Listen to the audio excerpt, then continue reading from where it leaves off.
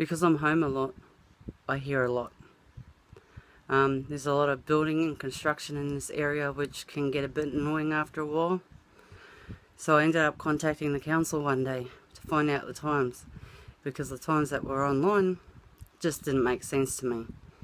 Well, it turns out those times are only for certain areas. It's just a general time.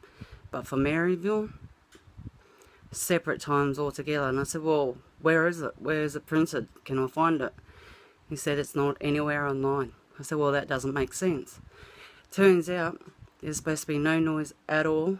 No power tools, no mowing, no nothing during the weekdays after 5:30.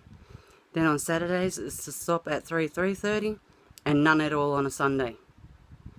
All it takes is for one idiot to start and everyone else starts. And that's what's happened so far. And that was my whole entire complaint. Put it online, or start mailing it out to everyone so everyone knows the times. Because when you're home all the time and you're hearing constant noise, it gets annoying.